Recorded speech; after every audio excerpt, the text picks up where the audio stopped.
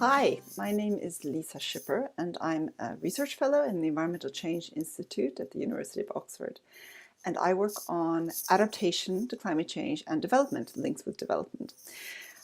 So I've been involved for a long time with the UN Framework Convention on Climate Change negotiations, particularly in the early days. I started being involved when I worked at the Climate Change Secretariat, and that was for the subsidiary bodies meeting number 8, which is a very long time ago, which was between COP3 and COP4 in 1998.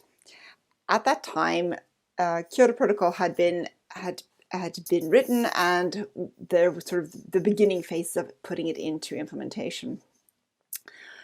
One thing that was really clear then was that adaptation to climate change has actually never been a focus of the UNFCCC. Adaptation was considered secondary to the reduction of greenhouse gas emissions.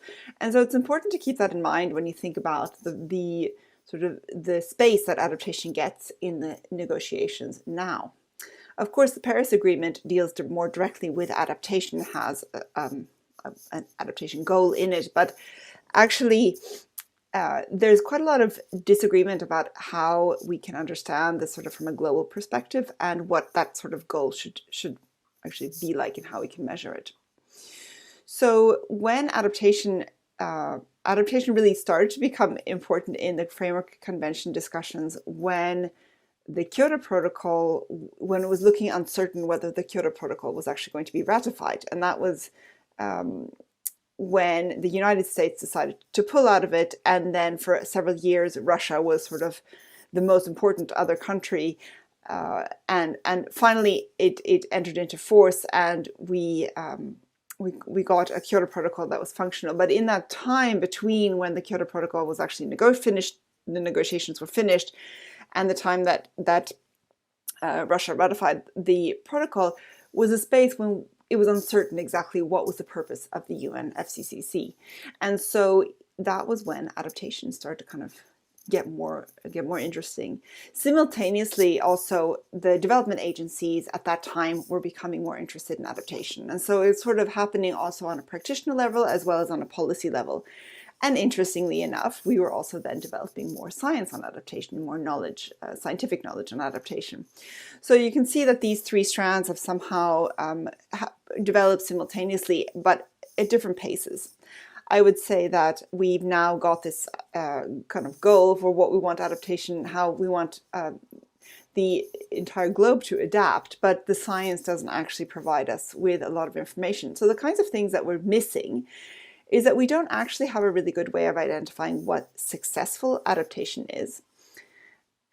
Partly the problem is that we talk about adaptation over a long period of time. So we take some actions and we hope that then over time this protects people from the impacts of climate change. But the reality is that we don't have enough experience seeing that over time. So that also means that we don't really know what works, what seems to work well. The other challenge is that a lot of the adaptation strategies that have been designed appear to be making people worse off. So they're actually increasing vulnerability to climate change. This we call maladaptation. And that one of the biggest reasons for that happening is that we are not designing the adaptation strategies taking the full context into account. So we're not understanding sort of development contexts. And therefore we design policies or projects or strategies that simply don't fit in with the place that they're going to be implemented in.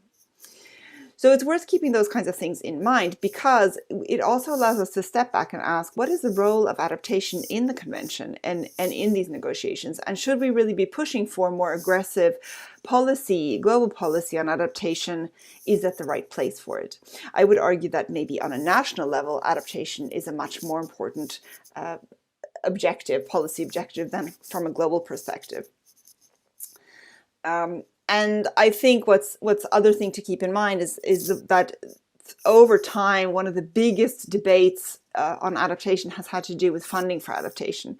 So in the Climate Change Convention and its various other agreements, we have the Adaptation Fund, we have the Green Climate Fund, and some other funds. And these funds, one of the big debates is, how can we distinguish development from adaptation, mainly so that we can decide which pocket of money we're going to be pulling from. So are we taking from the pile of money that's supposed to be there for regular development, or are we putting new funds available for adaptation?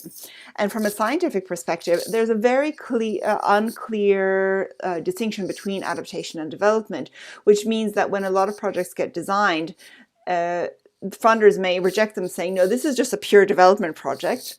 On the other hand, we have a lot of projects that actually are considered really pure development projects that will also contribute to adaptation. And so this lack of clarity has been a constant source of problem since the beginning. So that's another thing to look out for in thinking about funding and funding allocation for adaptation.